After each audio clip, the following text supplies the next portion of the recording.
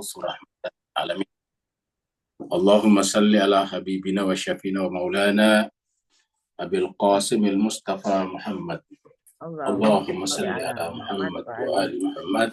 اللهم صل على محمد وآل محمد. اللهم صل على محمد وآل محمد الفاسق وعلى آله وصحبه الميامين المنتجبين. Masyiral muslimin rahimakumullah, kita bersyukur, kita bersua kembali dalam keadaan sehat walafiat, dan kita teruskan buku Salat Ahli Ma'rifat. Pada pertemuan kita kali ini kita masuk pada bab baru berkenaan dengan cara membina imajinasi liar kita. Mari kita masuk ke screen.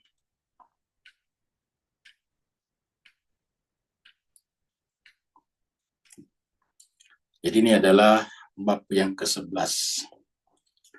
Terapi mujarab, cara yang paling tepat mengobati. Jadi terapi itu cara mengobati, obat terhadap imajinasi liar kita. Jadi hambatan terbesar kita manusia ini adalah imajinasi kita yang liar. Kata liar itu terkadang tidak bisa kita taklukkan. Dalam keadaan salat, imajinasi kita bisa terbang kemana-mana. Ingat pembahasan sebelumnya, bisa terbang bagaikan burung dari satu ranting ke ranting yang lain, dari satu dahan ke dahan yang lain, dari satu pokok ke pokok yang lain, dari satu pohon ke pohon yang lain. Itu imajinasi kita. Ya. Misalnya bisa dalam keadaan kita sholat di atas sajadah, imajinasi kita bisa terbang dari dapur ke dalam lemari. Di dapur memikirkan makanan, masuk ke dalam lemari memikirkan pakaian yang akan dipakai, kemudian pergi lagi ke kantor office memikirkan tugas-tugas yang belum selesai, dari situ pergi ke pasar memikirkan tentang harga cabai yang naik. Jadi begitulah.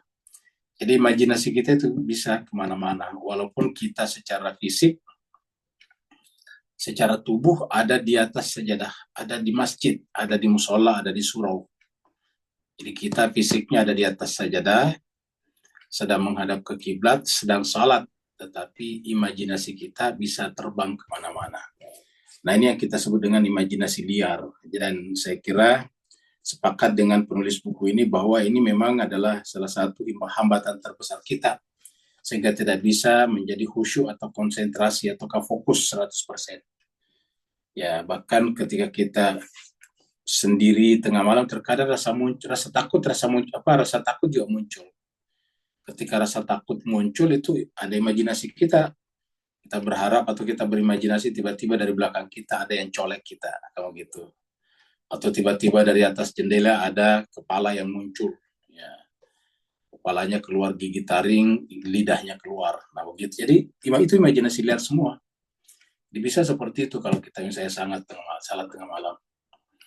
Ya, kita kalau misalnya salat tengah malam tiba-tiba hujan deras. Hujannya sangat besar. Maka kemudian kita imajinasinya berpikir tiba-tiba ada jin-jin datang mampir di rumah kita, bernaung misalnya. Nah, jadi semuanya itu bisa mempengaruhi kita. Jadi oleh sebab itulah saya kira bab yang ke-11 ini menarik ya. Ini berbicara tentang terapi atau obat, ya, terapi obat penyembuh yang mujarab, yang tokcer terhadap imajinasi liar kita. Jadi ini adalah obat kita semuanya ya, termasuk Al-Fakir, karena kita semuanya. Jadi yang namanya manusia suci atau insan kami itu luar biasa ya, karena artinya bahwa imajinasinya itu tidak kemana-mana. Ya. Benar-benar hanya di situ. Ada yang mengatakan dengan Imam Ali yang ada peminta-minta, ya dia konsentrasinya ke peminta itu, bukan keluar. Karena ada peminta di sampingnya, ya dia ke situ memberi syarat. Ya, kenapa? Karena dalam sholat boleh melakukan semua syariat yang lain. Seperti contohnya dalam sholat kita berpuasa, tidak makan. Dalam sholat berumrah, berhaji karena menghadap ke kiblat. Ya, dalam sholat itu kita harus berzikir karena banyak baca wiridan-wiridan. Dalam sholat kita baca Quran karena baca Al-Fatihah dan surat. Jadi ada semua di Islam. Nah, kalau semuanya bisa dilakukan itu, maka tentu ibadah-ibadah itu bisa juga dilakukan seperti zakat. Ya, maka kita lihat peristiwa turunnya surat Al-Maidah 55 adalah seperti itu. Nah, jadi cuma sekalian yang kita bahas terapi mujarab imajinasi liar. Ketahuilah bahwa seluruh daya eksternal dan internal manusia bisa dididik. Jadi bisa dididik. Jadi intinya di sini bisa dididik. Jadi bisa diedukasi. Ya, jadi ternyata bisa diedukasi. Ya. Jadi bisa dididik atau diedukasi, diajari, ya. Bisa dilatih. Ya, ini dengan latihan-latihan. Bisa di-training. Jadi bisa di-training itu kita punya imajinasi liar. Ada latihan-latihan. Latihan-latihan inilah nanti dalam ilmu tasawuf atau ilmu tarekat disebut dengan riyadhah. Jadi nama riyadhah itu latihan. Jadi ada riyadhahnya. Diketahuilah bahwa seluruh daya eksternal dan internal manusia bisa dididik atau diajar dengan latihan-latihan tertentu. Sebetulnya apa yang Tuhan berikan kepada kita itu dalam bentuk ibadah sebetulnya saling menunjang satu sama lain. Selama kita merenungkannya, contohnya puasa. Puasa itu kan sebetulnya caranya itu melatih kita agar pikiran kita tidak ke makanan. Kan salah satu tadi imajinasi kita ke dapur, ke makanan. Nah, kita berpuasa itu berhenti bicara atau berpikir tentang makanan. Ya. Jadi ulangi, berpuasa berhenti bicara tentang makanan, minuman, hubungan suami istri. Jadi tidak berpikir ke situ. Ya. Artinya konsentrasinya kepada bukan itu. Nah, jadi itu adalah latihan dan bermanfaat harusnya dalam salat. Ya. Jadi makanya dikatakan sebetulnya seluruh daya eksternal dan internal manusia, daya-daya itu adalah yang eksternal seperti panca indera, internal seperti misalnya pikiran, ya, hayalan atau imajinasi, itu bisa dilatih, bisa dididik ya, dengan latihan-latihan tertentu. Mata manusia misalnya,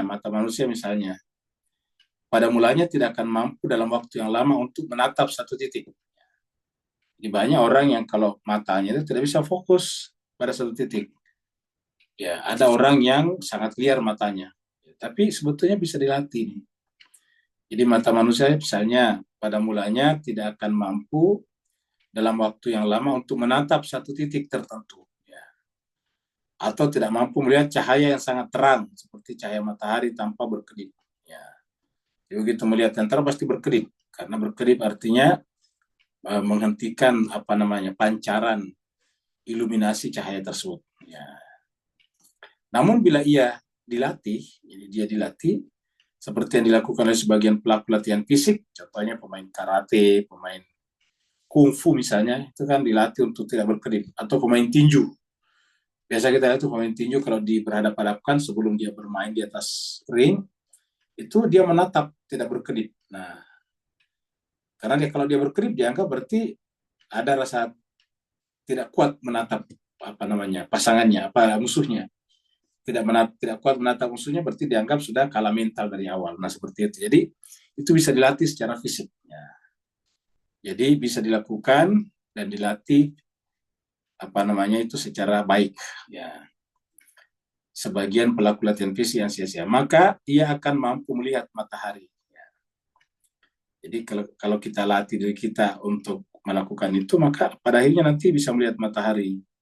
Bahkan untuk waktu yang berjam-jam tanpa berkedip atau merasa letih. Jadi itu secara fisik. Jemaah sekalian biasa melihat olahraga di Tiongkok atau di Cina kalau tidak salah. Itu mereka bisa berjalan di atas kabel, di atas tali. Melintasi misalnya sungai atau melintasi gedung-gedung bertingkat. Kan ada tuh gedung bertingkat dilewatin. Dia pakai pakai tali kabel. Dia hanya memegang tongkat ya sebagai pengimbang. Ada seperti itu, kita lihat latihan-latihan seperti itu ya. Nah, jadi mereka bisa lewat tuh ya di beberapa di beberapa siaran televisi biasa kita lihat itu menyeberang dengan jarak yang begitu jauh dan dia tidak jatuh ya. Dan kalau kita bertanya itu tentu latihan konsentrasi. Begitu konsentrasinya sedikit buyar dia jatuh ya. Dia jatuh. Dan itu sekarang ada semacam pertandingannya juga. Cuma untuk menghindari hal yang fatal ya tentu pakai tali pengaman. Jadi kalau seandainya dia jatuh, dia tersangkut di tali itu. Jadi dia ada talinya. Nah, sama misalnya dengan penanjak tebing. Nanjak tebing itu kan nanjak tebing benar-benar tegak itu 90 derajat kan itu ya. Tegak ke atas ya. Jadi sisi tegaknya itu 90 derajat ya. Jadi benar-benar tegak ya. Tapi mereka bisa naik ke atas tuh nanjak tebing bahkan sampai kayak berlari ya. Kenapa bisa begitu ya? Konsentrasi ya. Jadi itu arti pertanda seperti kata Imam Khomeini katakan sebetulnya bisa dilatih. Jadi mata manusia misalnya pada mulanya tidak akan mampu melihat dalam waktu yang lama satu titik tertentu. Namun bila ia dilatih seperti yang dilakukan oleh sebagian pelaku latihan fisik yang sia-sia, ya maka ia akan mampu melihat ya, matahari bahkan untuk waktu yang berjam-jam tanpa berkedip atau tanpa merasa letih. Ya. Seseorang juga bisa melihat satu titik tertentu berjam-jam. Itu kalau pemain kungfu atau karate biasanya dilatih melihat jarum di depan matanya kan begitu dan tidak boleh berkedip. Kalau kita kan melihat begitu kan berkedip karena takut. Nah, kalau orang latihan karate atau bela diri silat itu bisa dilihat suruh melihat belati atau biasanya senjata tajam. Ya, senjata tajam kan itu ujungnya kan tajam. Nah, itu bisa disimpan di depan matanya dan dia bisa melihatnya tanpa berkedip. Nah, itu adalah bisa dilatih. Jadi seseorang juga bisa melihat satu titik tertentu berjam-jam lamanya tanpa bergerak. Demikian juga halnya dengan seluruh daya lain. Bahkan sebagian pelaku latihan fisik, kata pelatihan fisik yang sia-sia artinya bahwa itu nanti hanya untuk olahraga saja. Kata sia-sia di sini tidak terkait dengan ibadah mahdah ya. Latihan fisik mampu menahan nafas lebih dalam, lebih dari kebiasaan formal atau lebih dari kebiasaan normal ya. Jadi ada orang bisa menahan nafas. Contohnya misalnya orang yang penyelam, kan ada tuh penyelam, tapi penyelamnya tidak pakai alat, tidak pakai tabung. Ya. Jadi dia adalah diver, tetapi tidak pakai tabung. Biasanya di nelayan-nelayan tradisional, nelayan tradisional bisa menyelam sampai berpuluh-puluh menit, bahkan ada yang bisa sampai setengah jam di dalam laut untuk mencari mutiara kah, atau menembak ikan, memanah. Misalnya kan dia panah ikan di dalam laut. Nah itu bisa menyelam beberapa saat baru kemudian naik ke atas lagi. Itu terutama misalnya suku-suku Bajo misalnya, yang memang hidupnya di laut. Itu bisa, artinya apa? Terlatih. Secara manusia tentu sama saja pernapasannya dengan kita. Tapi karena mereka melatihnya, maka mereka bisa punya napas panjang. Sama juga misalnya dengan orang yang baca Quran, tilawatul Quran. Itu kan kalau karena dia dilatih, mereka nafasnya panjang. Gitu. Bagi kita yang tidak terlatih, itu kan susah untuk nafasnya panjang. Tapi memang yang dilatih dari kecil, karena dari kecil latihan membaca Al-Quran, membaca dengan suara yang indah, itu biasanya rata-rata nafasnya panjang. Ya, kenapa? Karena dilatih. Ya, dilatih. Ya, waktu kecil dulu, waktu belajar ngaji, itu guru ngaji mengatakan kalau mau belajar ngaji harus nafasnya panjang. Kalau mau latih nafasnya panjang, diantaranya kata dia, rajin ke laut, berenang, menyelam, tutup hidungnya, dalam waktu tertentu baru naik. Nanti kalau terpaksa baru naik. Itu latihan. Itu latihan pernapasan, melatih paru-parunya. Nanti kalau sudah terbiasa, nah itu nanti enak kalau mengaji, kata guru pada saat itu. Jadi intinya adalah yang fisik itu bisa dilatih. Jadi dengan demikian hanya seluruh daya lain. Bahkan sebagian pelaku latihan fisik mampu menahan nafas lebih dari kebiasaan normal. Ya, jadi ya. Tapi itu fisik ya. Artinya bahwa kalau yang fisik bisa itu kan tadi eksternal ya. Kan tadi katakan eksternal dan internal ya. Jadi bisa dilatih. Jadi yang eksternal ya, dan yang internal bisa dilatih. Ya. Yang eksternal tadi yang fisik. Ya. Di antara daya yang bisa dilatih dan dididik adalah daya khayal dan waham manusia. Jadi di antara daya yang bisa dilatih dan dididik adalah daya khayal, waham manusia. Contohnya gini, bagi kita yang tidak terbiasa mengurus kuburan, mengurus mayat, itu kan ketakutan biasanya. Ketakutan, cobalah misalnya suruh pergi ngambil mayat di ruang rumah sakit, itu pasti takut. Ya. Begitu kita disuruh, banyak bayangan-bayangan yang muncul. Apa namanya? Imajinasi kita tiba-tiba liar. Membayangkan nanti tiba-tiba jenazahnya berdiri, duduk, menyapa kita, atau tiba-tiba masih dalam keadaan pocong, dia loncat-loncat, begitu. Itu imajinasi liar. Yang semuanya itu tidak pernah terjadi dan tidak terbukti pernah terjadi. Cerita ada, tetapi tidak pernah terbukti. Nah, apa buktinya nyata? Buktinya adalah orang yang setiap hari kerja di ruang mayat rumah sakit tidak ada masalah. Ya. Karena ada orang kerja di rumah sakit khusus mengurusi ruang mayat. Jadi kalau ada orang meninggal langsung masukkan di ruang mayat. Pendingin itu biar tidak rusak mayatnya. Langsung kan ada biasanya itu kayak apa namanya seperti lubang di dalam apa kayak kayak apa namanya itu kayak ada store-nya simpan di dalam situ. Ada pendinginnya. Nanti kalau keluarganya datang, si penjaga mayat datang lagi ngambil tuh menarik keluar, digotong itu mayat seperti itu. Nah, jadi ini tidak takut lagi. Kenapa? Karena sudah terlatih. Atau misalnya sopir ambulans, sopir mobil mayat, mayit.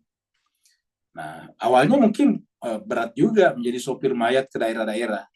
Kalau cuma dekat di kota sih masih oke, tapi kan banyak yang apa namanya sopir ambulans yang bawa mayat malam-malam ke daerah. Ya, yang meninggal misalnya siang dan mau dibawa ke daerah. Ya, biasanya setelah disemayamkan, disolatkan, langsung dikafankan, itu malam itu juga diantar ke daerah. Daerahnya mungkin jauh, misalnya seperti Jawa Tengah, Jogja, atau mungkin Jawa Timur, itu nanti bisa perjalanannya sampai 9 jam. Jadi kalau berangkat jam 8 malam, itu bisa menjelang subuh baru nyampe. Jadi di tengah jalan itu cuma berdua dengan mayatnya. Atau kalau ada keneknya bertiga. Nah, jadi inilah jemaah sekalian.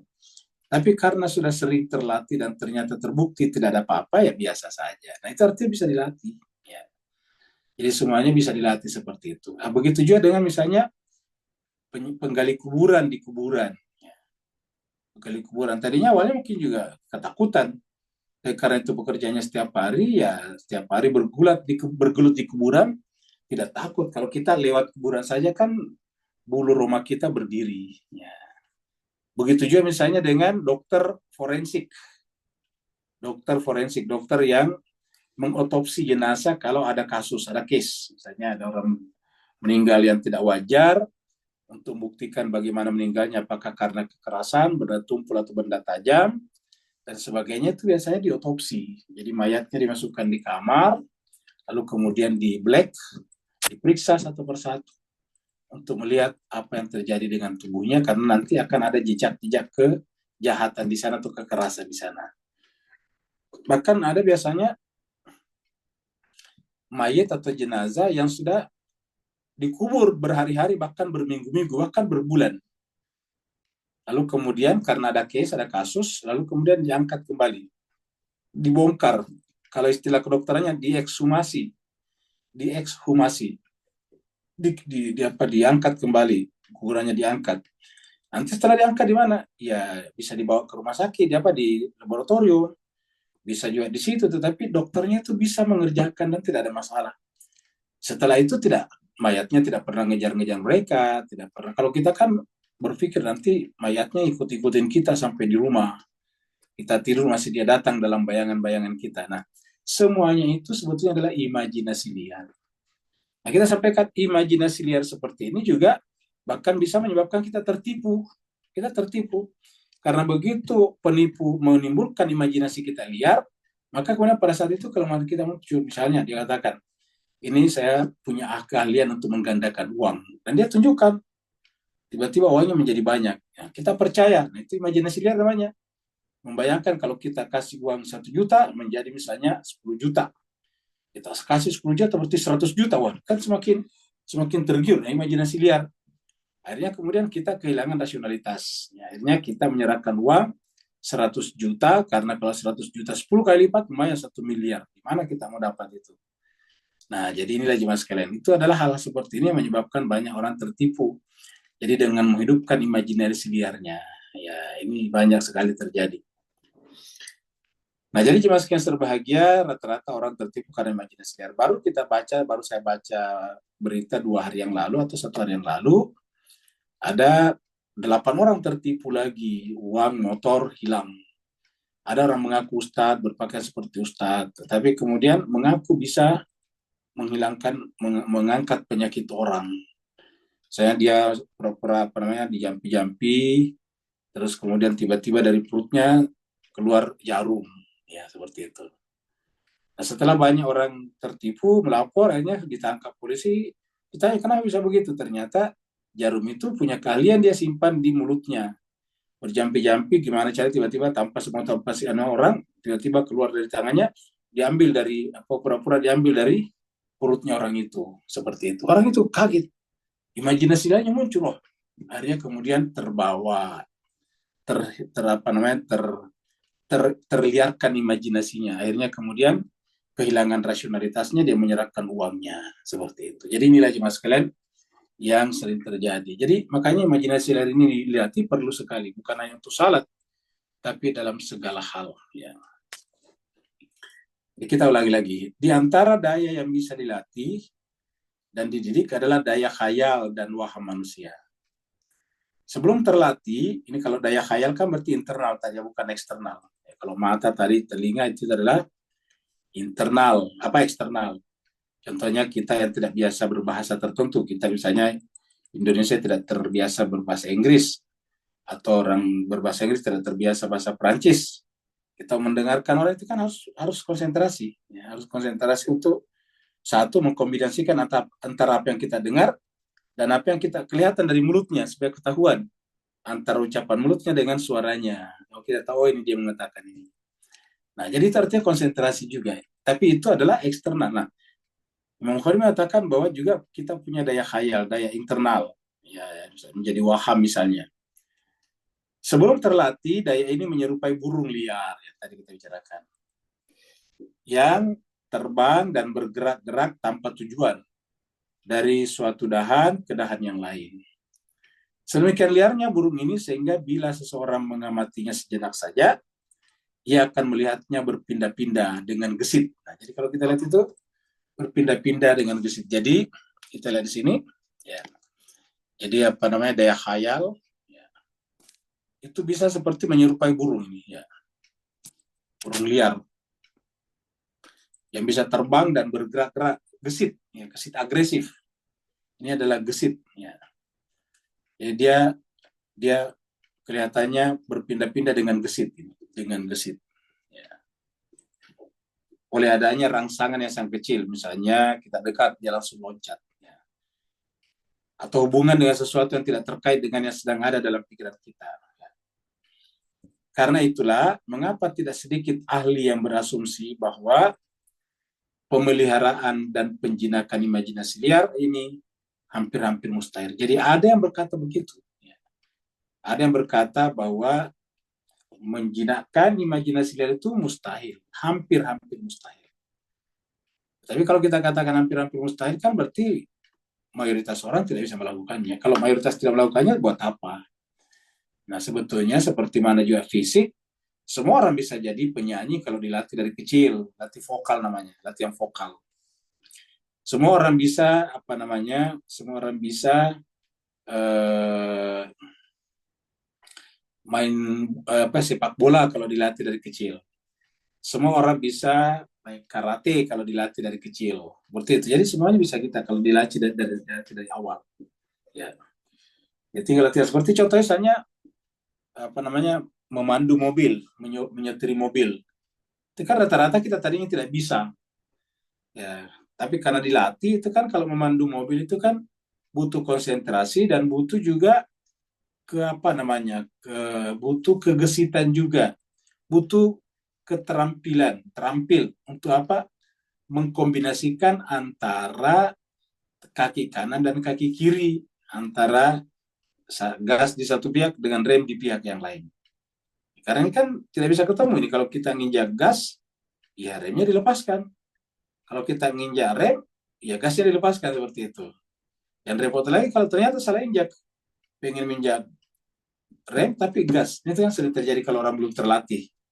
Belum terlatih. Nah, jadi artinya ini bisa dilatih. Ya, ya sekarang sih sudah lebih bagus sedikit karena sekarang mobil atau kereta kebanyakan otomatis, jadi auto. Jadi kalau dulu kan manual, jadi tidak otomatis, jadi harus ada kaki kiri harus bekerja juga pada pedal persenelan namanya. Tapi sekarang tidak.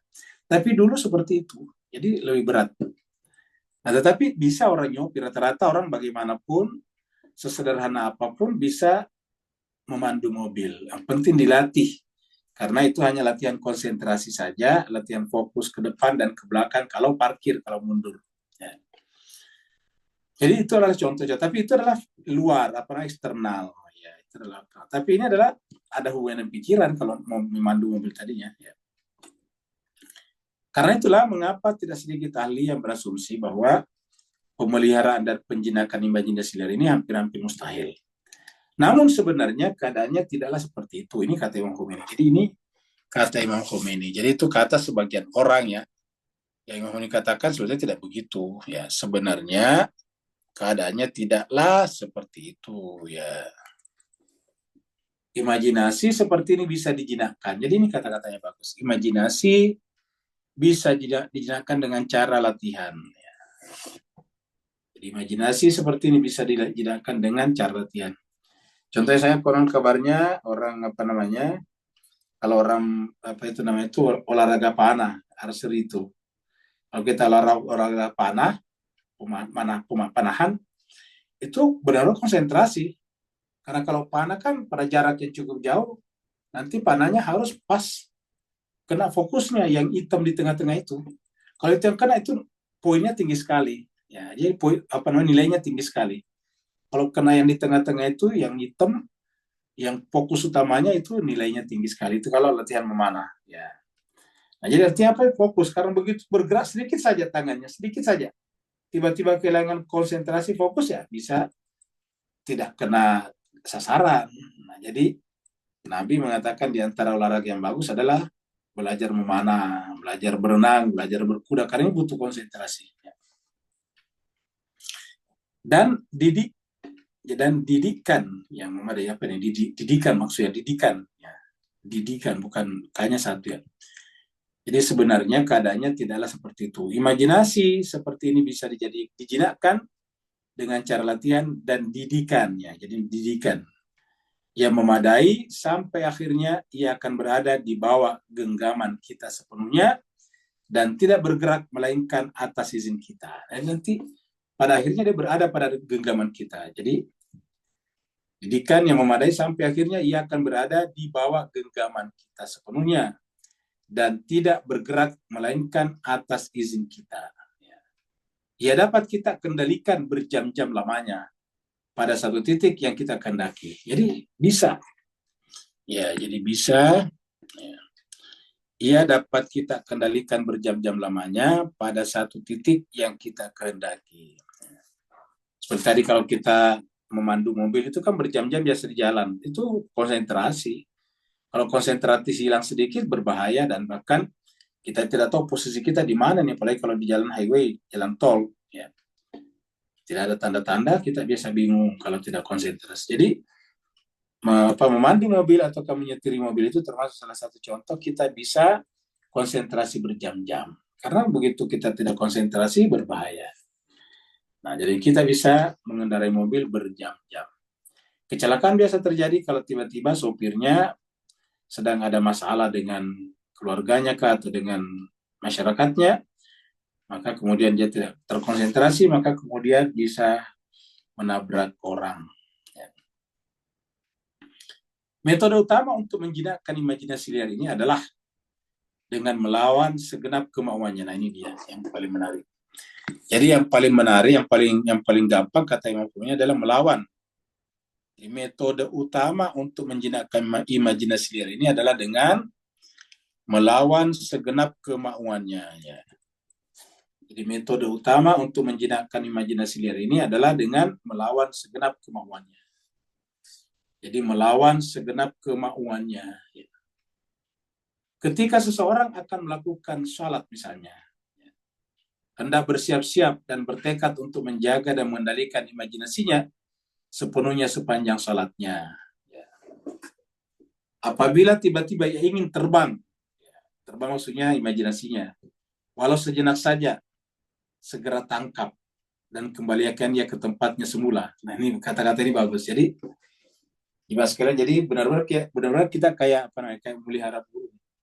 Kalau dia mau keluar langsung ditangkap, jangan sampai dia terbang. Kalau sudah terbang tak terjangkau bahaya. Jadi kita ulangi lagi di sini. Jadi ketika seseorang akan melakukan sholat misalnya, ya hendaknya dia bersiap-siap. Jadi kita harus siap-siap. Makanya salah satu persiapan sebelum sholat adalah berwudu. Ya, pada saat wudu itu harusnya kita konsentrasi. Kan banyak kita kalau berwudu asal-asalan saja. Padahal wudu itu konsentrasi. Seperti dikatakan kalau Sayyidina Ali bin Abi Thalib karramallahu wajhahu itu pengen sholat dan berwudu, itu berwudu saya sudah mulai merah wajahnya kalau dia berwudu. Ya. Kenapa? Karena dia tahu kepada siapa dia akan menghadap. Ya, jadi wudu saja sudah sangat berpengaruh. Sehingga wudunya itu penuh dengan kehusyuan juga. Jadi bukan hanya sholat yang khusyuk, tapi wudu juga. Tetapi sungguh seribu sayang, di masyarakat kita sekarang lihat tulisannya di musola atau di masjid, orang berwudu itu tidak konsentrasi, kayak main-main air saja. Ya. Nah, harusnya wudu itu karena dia adalah ibadah. Ingat, wudu itu termasuk ibadah mahda. Diatur dalam Al-Quran. Karena wudu adalah termasuk ibadah mahda, harusnya kita lakukan dengan penuh kehusyuan dan penghayatan. Ingat, penghayatan. Apa yang dimaksud ketika kita membasuh wajah kita? Apa makna yang dituju ketika kita membasuh tangan kita? Apa makna yang dituju ketika mengusap kepala kita, mengusap kaki kita? Jadi ada maknanya. Apa maknanya kok ada membasuh dan ada mengusap? Ada apa namanya? Ada igsilu, ada imsahu. Ada menggunakan kata gusul, ada menggunakan kata imsah, masah yamsahu. Ya. Ada menggunakan kata al-mashu. Nah, jadi ada mengusap. Ada membasuh, beda. Kenapa harus membasuh dan kenapa harus mengusap? Nah, ini semuanya harusnya penuh dengan pemaknaan pada saat kita berwudu. Nah, itu namanya pengkondisian sebelumnya. Jadi namanya melawan kemauan, melawan segenap kemauannya. Jadi ketika ada keinginan untuk tarik kita keluar, kita harus lawan. Dan itu nanti dimulai wudu dan kemudian salat. Waktu salat maksudnya, kita misalnya mau salat, ini banyak godaan-godaan tuh. Ya. Ketika seseorang akan melakukan salat misalnya, maka hendaknya ia bersiap-siap dan bertekad untuk menjaga dan mengendalikan imajinasinya sepenuhnya. Sepanjang salatnya, jadi harus ada tekad. Nah, jadi kita ada tekad, bersiap-siap dan bertekad untuk menjaga dan mengendalikan imajinasi kita sepenuhnya sepanjang salat kita itu. Ya. Apabila tiba-tiba ia ingin terbang walau sejenak saja, segera tangkap dan kembalikan ia ke tempatnya semula, serta perhatikan kembali semua gerak, diam, bacaan, zikir, dan tindakan salatnya. Ya, jadi apabila tiba-tiba ia ingin terbang, walaupun sejenak saja, segera tangkap itu imajinasinya. Dan kembalikan ia ke tempatnya semula, serta perhatikan kembali semua gerak. Perhatikan diamnya, bacaannya, zikirnya, dan tindakan salatnya. Perhatikan. Segeralah bermawas diri. Dan jangan biarkan daya khayal ini bebas menerawang semaunya. Jangan biarkan daya khayal ini bebas menerawang dan menerabas semaunya kemana-mana. Makanya salah satu caranya itu diikatlah si burung khayal itu dengan bacaan. Jadi kita harus mengerti bacaan. Kita mengerti gerakan. Apa artinya, apa maknanya ketika kita membaca Allahu Akbar, takbiratul ihram sambil mengangkat tangan. Kan itu harus dimaknai. Ya, harus dimaknai. Itu artinya kita menyerah. Menyerah artinya bahwa ini burung liar kita, khayal kita dibawa kepada Tuhan. Inilah apa namanya imajinasi liar saya. Saya minta bantu saya untuk mengendalikannya. Makanya pada saat kita takbiratul ihram, ya kita mengucapkan Allahu Akbar. Yang besar itu hanya Allah, dan karenanya yang lain itu tidak ada nilainya. Maka tidak perlu kita pikirkan pada saat kita salat. Jadi nggak perlu kita masukkan dalam pikiran. Kalau kita memikirkannya kan berarti menganggap besar. Mana besar? Misalnya kita sholat, tiba-tiba hujan, nah ada jemuran. Nah kan ketika kemudian kita kepikiran kejemuran, berarti kan kita anggap jemuran itu besar. Karena sampai kita meninggalkan Tuhan. Ingat, kalau kita imajinasinya ke pakaian kan berarti meninggalkan Tuhan. Benar? Harusnya kan imajinasi kita kepada Allah, khusyuk namanya. Tapi ketika meninggalkan Tuhan, pergi ke jemuran kan berarti kita meninggalkan Tuhan yang maha besar, pergi kepada jemuran yang tidak ada nilainya di sisi Tuhan. Dapat jemaah sekalian bayangkan kalau meninggalkan yang maha besar demi sesuatu yang sangat-sangat kecil nilainya. Ya. Tidak ada orang yang rela membiarkan emas batangannya 1 ton begitu saja atau ditukar dengan batu kerikil sebesar kelereng, sebesar gunduk. Ya. Nggak ada. Kalau ada orang yang menukar emas batangannya 1.000 kilogram, 1 ton, dengan 1 kerikil batu kerikil, kita pasti mengatakan orang itu bodoh sekali. Kita menganggap orang itu tidak waras, orang itu stres ya. Nah, bagaimana kalau Tuhan? Tuhan itu kan jauh lebih besar daripada emas 1 ton. Ya. Tapi terkadang kita meninggalkan Tuhan, maksudnya dalam salat, imajinasi kita meninggalkan Tuhan ketika teringat pakaian yang masih dijemur dan hujan datang. Ya. Nah, jadi ini adalah contoh-contoh betapa kita itu kalau imajinasinya terbawa keluar berarti kita telah sebetulnya syirik. Ya. Makanya kan sebelum kita sholat, ya, sebelum kita takbiratul ihram, kita sudah mendidik jiwa kita dengan kata-kata wajahtu wajihia. Ya, sebelum kita takbir, kalau di Ahlul Bait itu sebelum takbir, kalau di Ahlus Sunnah setelah takbir. Wajahtu wajihia lilladzi fataras samawati wal arda hanifan. Wajahtu kuhadapkan wajahku. Wajahtu wajihi. Kuwajahkan wajahku. Maksudnya kuhadapkan wajahku. Lilladzi kepada zat yang fataras samawati wal arda. Yang memulai penciptaan langit dan bumi. Fataras samawati wal arda. Hanifan dalam keadaan lurus, dalam keadaan lapang dada, dalam keadaan tidak ada yang lain di sana. Hanifah itu dalam keadaan plong, dalam keadaan tidak ada kotoran-kotoran lain. Hanifan. Wa ma ana minal musyrik. Jadi inna salati wa nusuki wa mahyaya wa mamati lillahi rabbil alamin. Jadi bukan dulu ya. Wajhatu wajhiya lilladzi fataras samawati wal arda hanifan musliman. Muslim itu berserah diri. Berserah diri artinya tidak ada yang kita miliki. Jangankan jemuran, diri kita saya diserahkan pada jemuran. Ya. Lilladzi fataras samawati wal arda. Kepada zat yang menciptakan dari awal langit dan bumi. Baru kita katakan inna salati, salatku, wa nusuki, pengorbananku yang lain, wa mahyaya, bahkan hidup, wa mamati, dan matiku, semata-mata untuk Allah. Jadi hidup dan mati saya untuk Allah. Masa kemudian jemuran membawa kita keluar dari konsentrasi sholat. Ya. Jadi kesimpulannya, kalau kita mulai ada godaan seperti itu, maka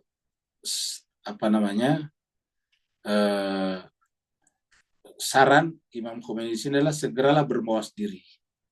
Dan jangan biarkan daya khayal ini bebas menerawang semuanya. Jadi segeralah. Ya.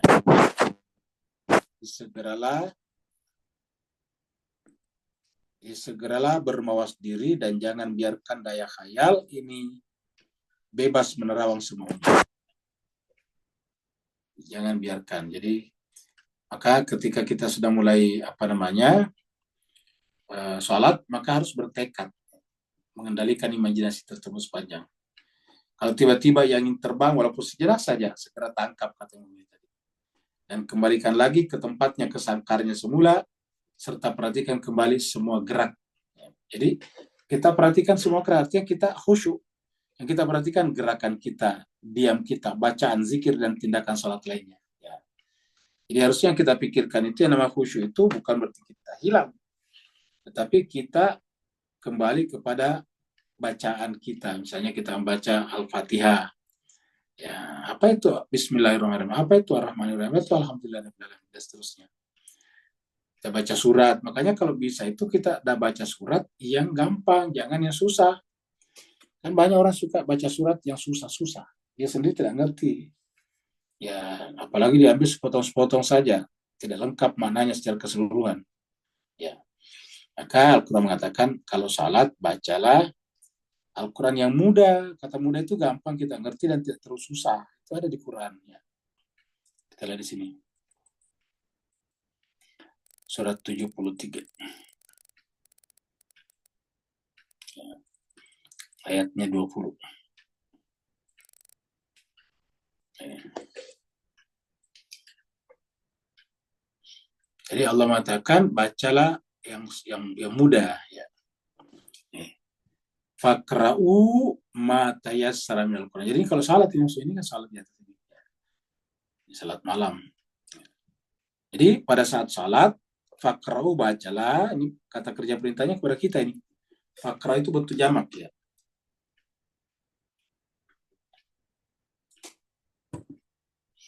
Fakra'u maka bacalah mata yasar apa yang mudah minal Quran dari Al-Quran. Jadi bacalah ini kata-kata yang mudah dari Al-Quran. Fakra'u mata yasar minal Quran. Saya pernah mengajar di suatu tempat. Saya bilang salat itu tidak bisa dilakukan kalau sudah selesai salat zuhur. Itu langsung salat asar daripada nanti kehilangan salat asarnya karena sibuk, macet di jalan. Ya bisa setelah salat zuhur langsung salat asar.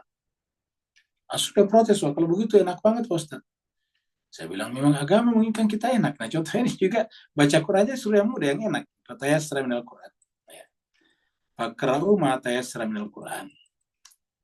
Jadi yang mudah di dalam surat Al-Baqarah ayat 185 Allah menjelaskan bahwa dia menginginkan dengan agama ini mudah bukan susah.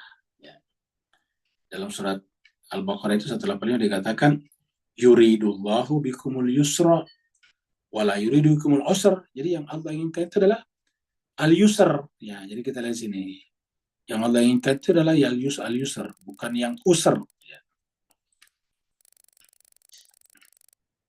Nah, 185 di sini nih. Ya. Nah, di sini ada nih. Ya. Apa kata Tuhan? Yuridullah, ini lihat. Mungkin Bapak bisa lihat ini. Yuridullah, Allah menginginkan bikum dengan kalian, ibadah kalian maksudnya, al-yusra, kemudahan. Udah, tidak mempersulit. Bayangkan kita salat zuhur, ntar hanya 1-2 jam kemudian datang lagi ke masjid lagi, salat asar lagi. Kita pikir-pikir kapan bekerjanya dengan baik, ini kan begitu. Yuridullah bikumul yusra. Ya, jadi bisa digabung. Allah menginginkan kalian dengan agama itu al-yusra. Wala, disebutkan lawannya. Wala yuridu, dan Allah tidak menginginkan bikum kepada kalian agama itu al-usra, susah. Jadi ini pernyataannya jelas. Yuridullah bikumul yusra. Wala yuridu bikumul usra. Yang Allah inginkan adalah al-yusr dan bukan al-usr. Ya, bukan kesulatan. Bahkan ketika surat Toha turun itu langsung kata-kata itu muncul. Surat Toha ini surat yang ke-20 nih. Toha. Bismillahirrahmanirrahim. Toha nih. Baru kemudian ma anzalna alaikal qur'ana litashqa. Ya. Tiadalah kami menurunkan kepada umat Al-Quran ini litashqa, untuk mempersulit. Ya. Tashqa itu mempersulit, ini menjadi susah nih. Terjemahan ini yang bagus ini. Ya. Jadi kami tidak menurunkan Al-Quran kepadamu Muhammad agar engkau menjadi susah. Jadi justru agama menjadi mudah. Ya. Jadi ini dimulai dengan tidaklah ma anzalna alaikal qur'ana litashqa. Kami tidak menurunkan Al-Quran ini kepada Muhammad, tentu kepada kita juga. Li untuk tashqa, mempersusah, mempersulit. Nah, jadi dengan demikian, kembali tadi ke surat 73 ya. Jadi kalau kita Al-Quran itu harus yang mudah. Gak usah susah-susah sampai ambil tengah-tengah surat, yang lain juga tidak ngerti. Nah, jadi kita lihat sini. Surat Toha tadi ya. Ya, tadi ini ya, fakra'u maka bacalah kalian, bacalah mata yasar, apa yang mudah dari Al-Quran. Jadi kalau yang mudah bagi kita qul Allah, ya baca qul Allah saja. Rakaat keduanya baca misalnya qul a'udzu birabbil nas misalnya, ya. Atau inna ta'ina misalnya.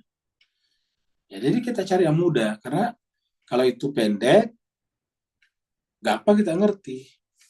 Mungkin mengatakan kok pendek sekali. Lah, itu kan satu surat. Satu surat itu walaupun cuma 3 ayat, sama dengan Al-Baqarah yang 286 ayat. Kenapa? Sama-sama satu surat. Jadi, fakra'u ma tayassara minal Qur'an. Bacalah yang paling mudah, yang mudah dari Al-Quran. Dan ini diulangi 2 kali dalam ayat ini. Ini 2 kali, muncul lagi di sini nih. Nah, nih, fakra'u nih. Ayat yang sama nih, 20. Fakra'u ma tayassara minhu, hunya Al-Quran.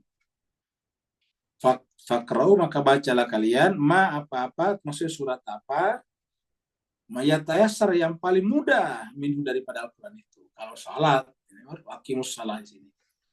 Nah, jadi inilah jemaah sekalian serba. Jadi yang Allah inginkan itu yang mudah, bukan yang susah.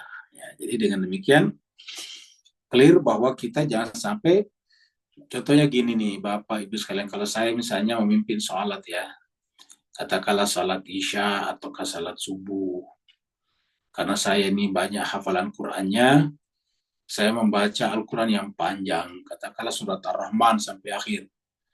Bismillahirrahmanirrahim, Ar-Rahman, Allamal Quran, seterusnya. Nah, sekarang yang di belakang tidak ngerti artinya, coba. Akhirnya apa yang terjadi? Kita membiarkan jemaah kita, makmum kita untuk imajinasinya liar kemana-mana. Kenapa? Dia mengikuti bacaan kita, dia tidak ngerti artinya. Makanya tadi dikatakan, fakra'u ma tayassara, bukan ayasara bagi kita, bagi makmum juga. Coba kalau kita baca misalnya qul huwallah, itu semua orang ngerti artinya. Ya. Dan tidak terlalu lama, imajinasi tidak terlalu lama tersiksa. Ya. Dalam tanda petik. Jadi begitu juga misalnya kalau baca wal asri, rata-rata orang ngerti artinya. Nah, jadi dengan demikian kita harus mencari yang mudah berdasarkan ayat-ayat seperti ini. Jadi intinya adalah fakra'u ma tayassara minal Qur'an, diulangi lagi di sini, fakra'u ma tayassara minhu. Bacalah yang mudah daripada Al-Quran itu. Kalau kita salat berjemaah bukan untuk mendemonstrasikan kemampuan hafal Quran kita. Kalau kita salat dan mendemonstrasikan kemampuan hafal Quran kita, itu yang disebut dengan yura'un, pengen diriak, ya, pengen dipuji bahwa ini bacaannya bagus, panjang. Ya. Nah, jadi kita kembali lagi ke sini. Ya. Jadi bersegeralah mawas diri dan jangan biarkan daya khayal kalau sudah mulai ada masuk, sudah mulai menggoda. Segeralah bermawas diri dan jangan biarkan daya khayal ini bebas menerawang semaunya. Bebas menerawang atau menerabas semaunya. Caranya langsung ingat kembali bacaan tadi. Semua gerak, diam, bacaan, zikir, dan tindakan. Semua gerakan. Kalau kita ruku membaca subhana rabbiyal azimi wa bihamdi, itu harus penuh dengan pemanaan. Apa itu subhana rabbi ya, al-azim. Subhana rabbiyal azimi, saya semua suci Allah yang maha agung. Ya, wa bihamdik. Jadi itu ada subhana, maha suci Allah. Orang maha suci, ya tindakannya melampaui semuanya. Ruku subhana rabbiyal a'la wa bihamdi. Ya.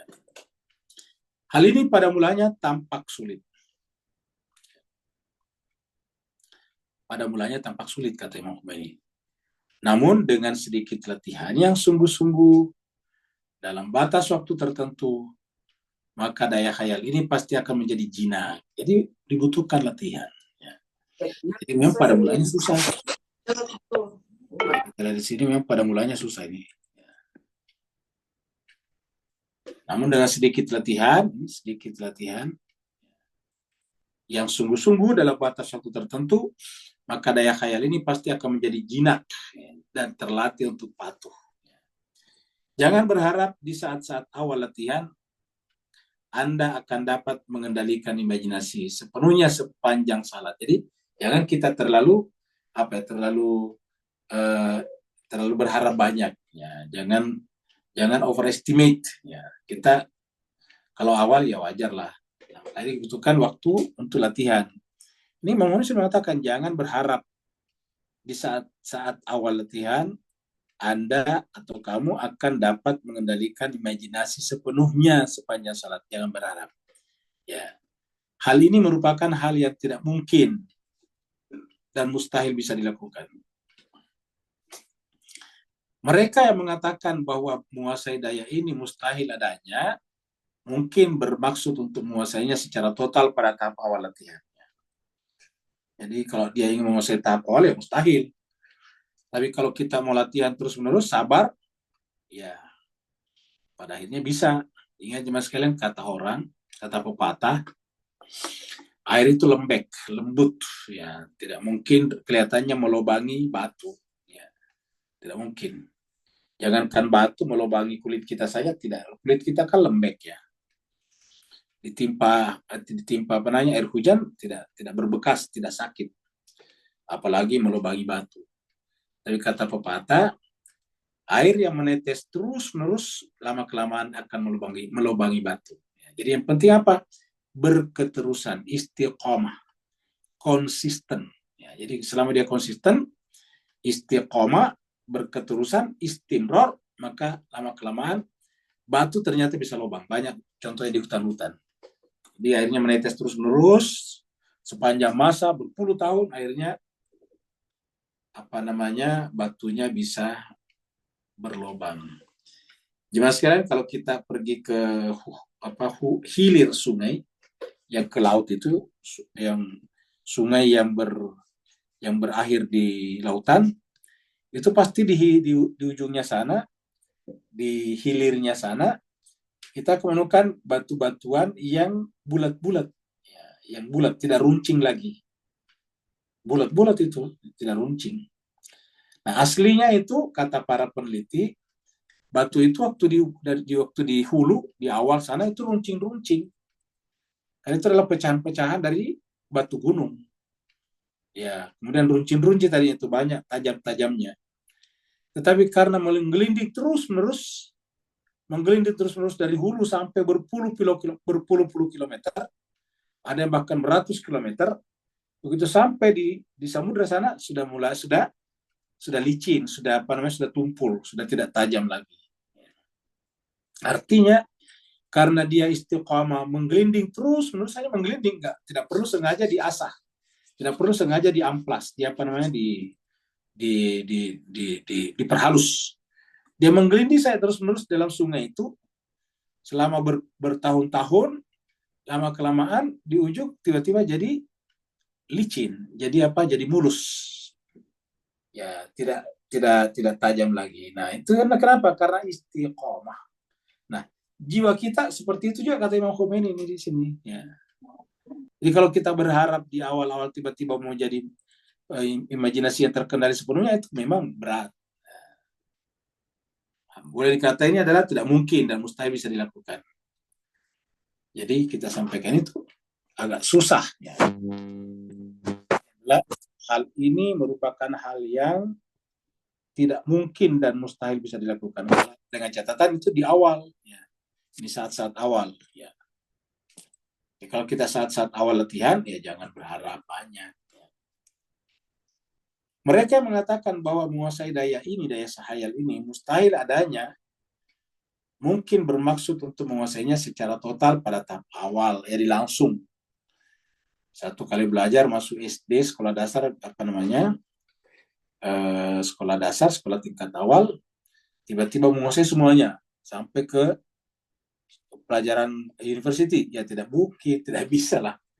Tapi kalau kita belajar sedikit-sedikit dari sekolah dasar, elementary school, terus kemudian naik kelas 1, kelas 2, kelas 3, sampai kelas 6, terus pindah lagi ke SMP, sekolah menengah dasar, sekolah menengah awal, 3 tahun, belajar sedikit-sedikit setiap hari datang ke sekolah.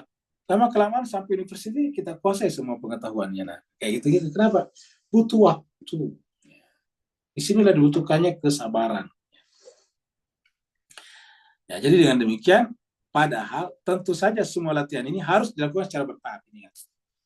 Jadi ini harus kita camkan baik-baik ya. Semua latihan ini harus dilakukan secara bertahap ya. perlahan-lahan, ini perlahan-lahan, penuh kesabaran dan perenungan. Makanya dalam Al-Quran dikatakan, janganlah engkau tergesa-gesa dalam baca Al-Quran karena butuh waktu. Jadi jangan tergesa-gesa dalam baca Al-Quran, itu ada di dalam surat Al-Qiyamah. Ya.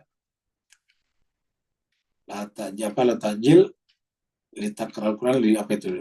Lisanakah litajalabihi. Ya, itu. Jadi jangan mempercepat apa namanya ingin menguasai, harus belajar sedikit-sedikit ya. Jadi kita lihat di sini surat Al-Qiyamah sebetulnya, tapi kita cari aslinya ya. Ini ada Al-Qiyamah ayatnya 16. Jadi Al-Qiyamah 16 kita lihat sini. Ini surat 75 ayatnya 16. Nah, di baca Al-Quran saya dikatakan la tuharrik bihi lisanaka. Janganlah engkau menggerakkan bihi membaca Al-Quran lisanaka lisan kamu. Litakjalah untuk cepat. Jadi jangan menggerakkan lisan untuk cepat. Linya kita artikan untuk. Litakjalah untuk cepat, untuk segera menguasai bacaan Al-Quran. Menguasai Al-Quran jangan. La tuharrik bihi lisana. Ini kan di atas Al-Quran. Jadi la tuharrik bihi lisanaka lita'jala bihi inna alaina jam'ahu wa qur'anahu. Kamu hanya membacanya sesuai dengan tuntutan kami, kewajiban kamilah untuk mengumpulkannya. Jadi Tuhan yang mengumpulkan nanti sedikit-sedikit.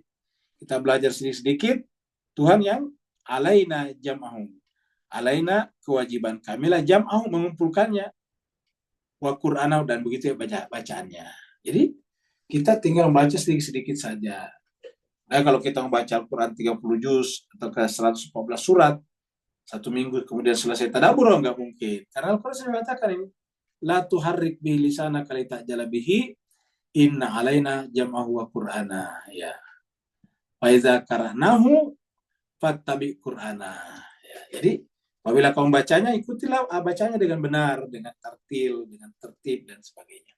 Nah, jadi kesimpulannya semuanya butuh proses ini, kata-kata yang tadi di sini. Ya. Semua latihan ini harus dilakukan secara bertahap, perlahan-lahan, penuh kesabaran dan perenungan. Ya. Bisa saja pada tahap awal latihan seorang hanya berhasil menahan khayalannya untuk 1/10 saja. 1/10 kan cuma berarti 10%, 10% dari keseluruhan salatnya. Sehingga ia bisa menghadirkan kalbunya dalam 1/10 itu. Lalu secara bertahap, pengendalian ini akan meningkat sampai ia mampu menghadirkan kalbunya lebih panjang lagi. Semakin besar kehendak manusia untuk melakukan semua ini, akan semakin penting baginya kehadiran kalbu dalam salatnya. Maka pasti ia akan mencapai hasil yang ditujunya. Jadi, ini adalah kesimpulannya kita pada malam hari ini, yaitu semakin besar kehendak manusia untuk melakukan semua ini dan semakin penting baginya kehadiran kalbu dalam salatnya, maka pasti ia akan mencapai hasil yang ditujunya. Jadi semakin ada kehendak untuk menghadirkan kalbu, mengendalikan tadi imajinasi liar, maka akan semakin besar nanti hasil yang kita dapatkan di dalam salat kita, sehingga kemudian tujuan yang kita capai itu ada. Makanya di antara doa kita sebelum salat adalah minta supaya Allah SWT memberikan kepahaman itu kepada kita dengan kata-kata ilahi anta maksudi waridoka matlubi a'tini mahabbataka wa ma'rifataka. Ilahi wa Tuhanku, anta maksudi, hanya kamu yang kutuju, kamu yang kufokus. Waridoka matlubi, dan saya tidak membutuhkan apa-apa. Saya salat bukan supaya saya sembuh dari penyakit. Saya salat bukan supaya saya rezekinya bertambah. Saya salat bukan supaya ini dan itu. Tetapi saya salat adalah ridhomu yang kucari. Ridhoka matlubi. Ya. Anta maksudi waridhoka matlubi. Ya. Jadi, kamulah zat, engkau Tuhan, zatmulah ya, dirimulah yang kutuju. Ya. Anta maksud itu maksud, yang kumaksud, yang kutuju. waridhoka matlubi. Jadi tidak ada yang lain. Maka oleh sebab itulah, atini mahabbataka. Aku lemah, aku bodoh Tuhan. Maka berikanlah kepadaku kemampuan untuk mencintaimu. Wa ma'rifataka, dan juga untuk mengenal dirimu. Ya, jadi inilah jemaah sekalian pembahasan kita pada hari ini. Ini tanggal tiga ya. 23, 22, ya, 11, 24. Yang mau bertanya dipersilakan. Waalaikumsalam. Waalaikumsalam warahmatullahi wabarakatuh. Silakan Pak Nur. Alhamdulillah warahmatullahi wabarakatuh. Assalamualaikum warahmatullahi wabarakatuh. Pertama, mohon doa Ustaz sama para jemaah. Alhamdulillah, 2 permata hati daripada anak kami telah lahir. So, saya ada 4 cucu sekarang. Kemudian, insyaAllah minggu depan saya akan berangkat untuk ziarah. Adapun tentang soalan saya, begini Ustaz. Bismillahirrahmanirrahim. Sallallahu alaihi wasallam. Baik ya Ustaz. So, kalau kita tengok sisi ekstrimnya sekalipun, Allah masih buka ruang dan peluang. Biarpun iblis dilanati, doanya dimakbulkan. Kemudian dalam kasus ekstrimnya Firaun dalam mengingkari Allah, namun akhirnya saat air laut merah tadi ingin menenggelami, dia ternyata menerima kembali bahawa Allah itulah satu-satunya Tuhannya sesungguhnya. Maka ini adalah pembuktian untuk kita-kita yang baca Quran tadi, merenungi Quran tadi, bahawa there's no such thing as impossibility. Selagi kita masih mengharapkan Allah tu adalah hakikat tempat Allahus Samad tadi Ustaz. Beri pencerahan dalam topik dan hubungan soalan saya tadi Ustaz. Barakallahu fi afwan. Baik, terima kasih banyak Pak Nur. Jadi jemaah sekalian berbahagia, kita sampaikan dari awal bahwasanya Tuhan itu Maha mendengar doa kita. Ya, jadi Tuhan mengatakan, berdoalah pasti akan kuijabah. Ya. Cuma tadi pernah kita selalu sampaikan bahwa berdoa itu harus disertai dengan ikhtiar. Ya. Tuhan sudah mengatakan bahkan kalau kita tidak berdoa itu dianggap sebagai sombong. Ya, coba kita lihat di sini. Kita lihat di dalam surat Al-Mu'min. Ya. Surat Al-Mu'min. Ya. Ayatnya 60. Ya. Al-Mu'min kafir ya. 60. Ini dia. Nah, sini Allah berfirman, A'udzubillahi minasyaitonirrajim, wa qala rabbukum.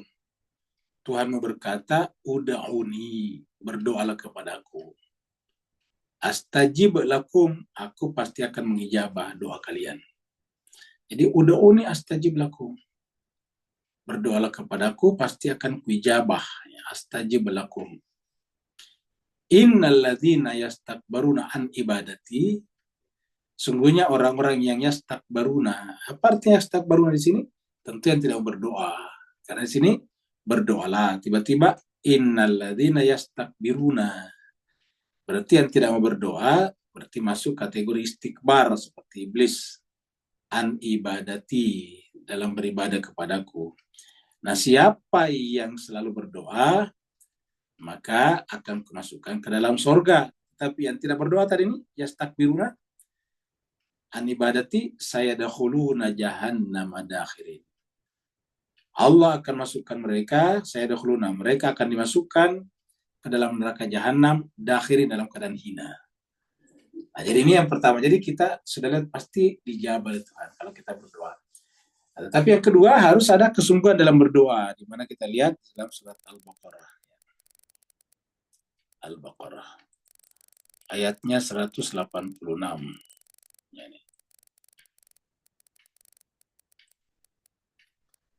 Ya. Allah berfirman, wa idza sa'alaka ibadi, apabila hamba-hambaku bertanya kepada Muhammad, ani tentang aku, fa ini qarib, aku ini dekat sekali. Ini qarib, saya dekat. Ujibu da'wata da'i zadaan.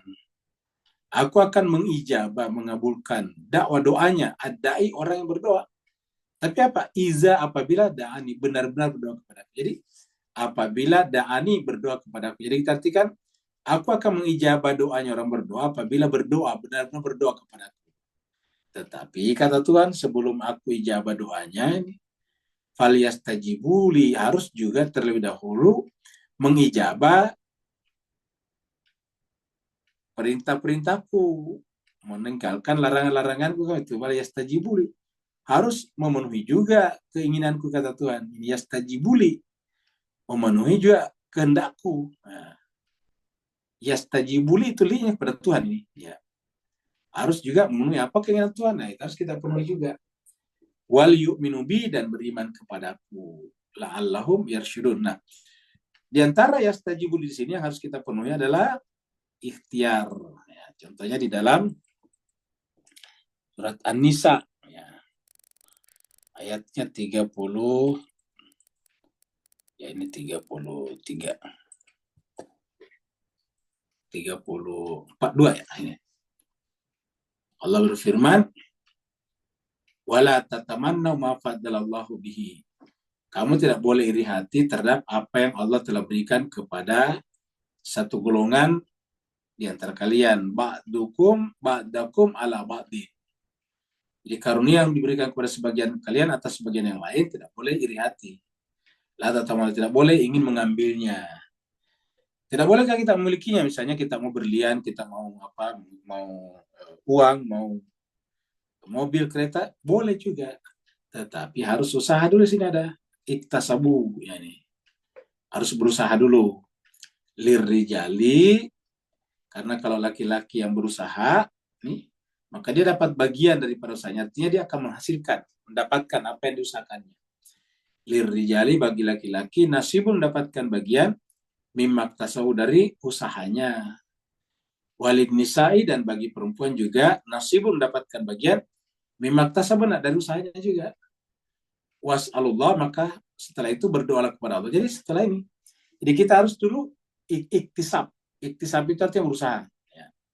Harus bersifat iktisabi ini. Ya. Harus berdoa, berusaha dulu.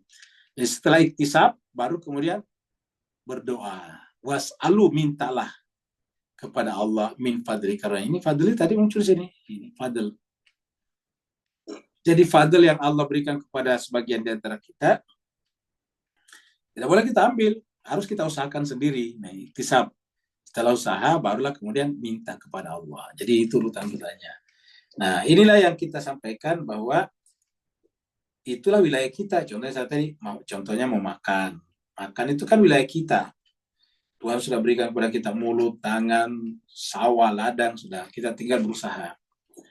Nah, jadi kita yang usaha, cari uang, beli beras, masak nasi baru kemudian kita bisa makan dan kenyang. Tapi kalau kita tidak penuhi hukum-hukum itu, baru berdoa, ya Allah beri kenyang kepada saya, tidak mungkin. Kenapa? Karena itu makan kenyang itu sudah wilayah kita, bukan wilayah Tuhan. Lalu apa wilayah Tuhan? Nah, kalau wilayah Tuhan, dia sendiri yang langsung memberikannya. Contohnya kita misalnya, apa kasih sayangnya Tuhan, itu kan maka kita meminta kepada Tuhan. Contohnya misalnya panjangkan umur bagi iblis ya. Iblis kenapa? Karena iblis itu kan tidak seperti kita. Dia minta kepada Tuhan, ditunda kematiannya. Wahai Tuhan, berikanlah tunda kematian saya. Ini dijawab oleh Tuhan. Ya. Begitu juga misalnya dengan Adam dan Hawa atau manusia. Itu doanya pada wilayahnya Tuhan, bukan wilayah kita. Ya. Ini wilayahnya. Ya. Ini adalah wilayahnya. Ya. Ini wilayah Tuhan. Qala keduanya berkata, laki perempuan berkata, Adam dan Hawa, Rabbana wa Tuhan kami zalamna anfusana. Kami telah menzalimi mengenai diri kami. Wa illam taghfir lana, maka jika bukan Engkau Tuhan yang mengampuni. Ampunan itu kan wewenangnya Tuhan. Ingat, kalau kita dosanya kepada Tuhan, kan berarti yang mengampuni kita Tuhan. Maka kita minta Rabbana wa Tuhan kami, ini belum permintaan sebetulnya ini. Baru pengakuan, Rabbana Tuhan kami zalamna anfusana. Kami telah menzalimi diri kami. Nah, baru di sini permintaannya. Wa illam taghfir lana, jika bukan Engkau yang mengampuni dosa kami. Jadi artinya, ya Allah ampunilah dosa kami. Ya Allah, ampunilah dosa kami, karena jika bukan Engkau yang mengampuni dosa kami, wa tarhamna, dan menyayangi kami, lanakunanna minal khasirin, maka kami pasti akan masuk ke dalam golongan orang-orang yang merugi. Nah, jadi begitu. Nah, ini adalah wilayah Tuhan. Nah, yang lain adalah wilayah kita, harus kita kerjakan dulu, harus ada iktisabnya. Seperti tadi misalnya kenyang, seperti misalnya juga sakit, kita harus berobat, dan seterusnya. Pintar, kita harus belajar. Tidak bisa kita pintar begitu saja kalau tidak belajar. Nah, inilah saya kira yang harus kita lakukan, sehingga kita berharap hajat-hajat dari Pak Nurjo tadi nanti terpenuhi. Ada lagi yang sebelum kita lanjut? Ada Ustaz di chatroom dari Baik. Hairul. Kita ke chatroomnya.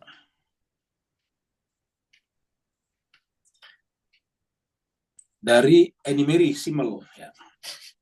Hairul. Tadi disinggung soal bahwa salat bukan untuk rezekinya melimpah, bukan untuk hal-hal yang sifatnya materi, tapi untuk mendapatkan segala betul. Kalau untuk salat membuat rezeki melimpah, maka semua orang ahli salat kaya raya. Buktinya tidak. Ya, kalau salat membuat orang terselamatkan dari Israel, maka Gaza sudah terselamatkan dari Israel. Sekarang ini sudah 40.000 orang meninggal dunia. Ya. Bukan untuk hal yang sifatnya materi, tapi untuk mendapatkan ridho Allah. Nah, apakah makna atau definisi ridho? Misalnya ada kalimat, harapan agar kita menjadi hamba yang selalu berada dalam naungan keridhaan Allah.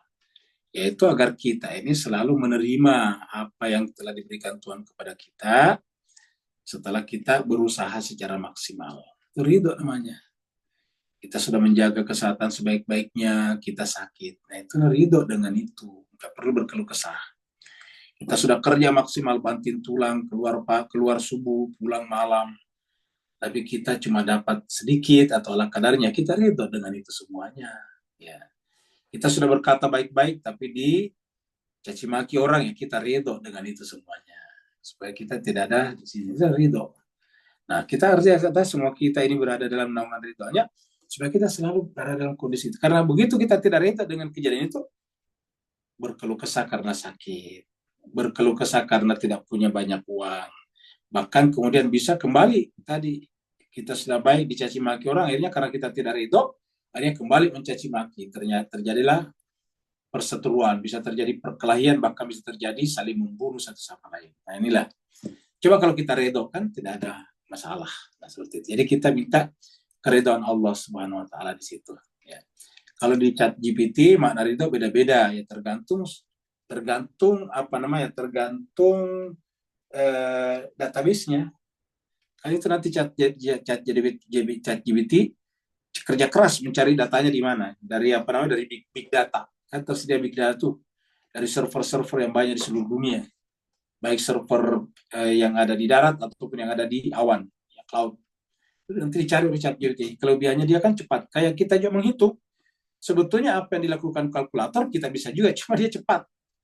Begitu kita tulis ini dia langsung keluar itu. Kita pakai catatan dulu. 125 kali 125, oh berat banget bagi kita. Harus pakai ambil kertas. Kalau si kalkulator cepat, karena sudah ada algoritmanya, kan gitu. Ya. Jadi sebetulnya kalkulator dan ChatGPT sama. Cuma kalkulator buat bilangan, angka-angka, sedangkan ChatGPT untuk kata-kata, kalimat-kalimat gitu. Jadi sebetulnya sama. Sama-sama mengambil dari big datanya. Jadi kalkulator ada big datanya juga, pakai algoritma. Nah, ini juga punya algoritma. Makanya kalau jawabannya berbeda-beda ya seperti itu. Ya, jadi intinya adalah ridho itu bisa kita definisikan dengan cara bohong, tapi ridho itu artinya ketika kita menerima apapun keputusan Tuhan. Karena kalau kita tidak terima, terjadi pemberontakan dalam jiwa kita, lahirlah depresi, stres, dan sebagainya. Bahkan kemudian kita menjadi berkeluh kesah, kemana-mana ketemu orang berkeluh kesah. Padahal sebetulnya tidak perlu. Ya. Kita sudah sering menyampaikan di sini, begitu indahnya akhlaknya Bunda Fatimah ketika tulang rusuknya patah karena didobrak rumahnya. Lalu kemudian dia tidak pernah menceritakan kepada suaminya sekalipun. Coba. Padahal itu kan sakit, tulang rusuk patah pasti sakit sekali. Tapi Bunda Fatimah tidak berkeluh kesah. Apa soalnya? Karena kalau dia ceritakan kepada suaminya, berarti memindahkan penyakitnya kepada suaminya. Suaminya ikut menderita, dan dia tidak ingin melakukan itu. apalagi kepada anaknya. Ya, jadi tidak perlu diceritakan, biarlah dia sendiri menerimanya. Tidak perlu, kalau dia menceritakannya, dia menderitanya, suaminya juga pasti ikut menderita juga, merasakan juga, anak-anaknya juga. Nah, akhirnya tidak perlu. Makanya berkali-kali kita katakan di sini, kalau masalah-masalah yang kurang bagus, derita, ya kita saja yang menerimanya. Itulah ajaran Ahlul Bait. Kalau kita kan terbalik, yang buruk-buruk kita bagi, begitu kita dapat yang baik-baik, diam saja. Nah, itu terbalik. Harusnya kalau yang buruk-buruk, yang derita-derita, kita tanggung sendiri. Nah, bagaimana caranya? Serahkan kepada Allah, tawakal kepada Allah, itu tanggung sendiri. Yang baik-baik kita bagi, kita dapat rezeki, kita traktir orang, kita bagi sebagian kepada orang. Nah, itu baru cocok tuh. Itu terbalik. Kebanyakan yang buruk-buruk diminta diikuti ini dan sebagainya. Tapi begitu mendapatkan apa-apa, nggak pernah ngomong-ngomong. Nah, itu terbalik. Kalau Bunda Fatimah itu dapat sesuatu yang buruk, tidak pernah diceritakan kepada suaminya. Lalu kapan suaminya tahu kalau dia patah tulang rusuknya? Setelah meninggal, dimandiin, terasa. Ya, coba lihat, itu indah. Dan saya seribu sayang ini terbalik. Kalau di Ahlul Bait ini banyak mengaku sebagai pengikut Ahlul Bait, tapi kerjanya berkeluh kesah, kemudian sedikit-sedikit minta doa di mana-mana, karena ini dan aduh. Sebetulnya di Mas Kaiser Bahagia, kalau Ahlul Bait itu akhlaknya tidak seperti itu. Ingat, akhlaknya tidak seperti itu. Oleh sebab itulah marilah kita mencoba belajar dari, kalau kita memang adalah mengaku sebagai pecinta atau muhibbin daripada keluarga Nabi, marilah kita juga mengambil akhlaknya, ketahanan jiwanya, kesabarannya, dan tadi disebutkan keridoannya. Marilah kita terima itu semuanya. Terima kasih banyak atas perhatian Bapak sekalian. Mohon maaf atas segala kekurangan. Wal afu minkum. Wassalamualaikum warahmatullahi taala wabarakatuh. Waalaikumsalam warahmatullahi wabarakatuh. Terima kasih Pak Ustadz, terima kasih Bu Ayu. Ustaz. Terima kasih Bu Ayu. Ayu.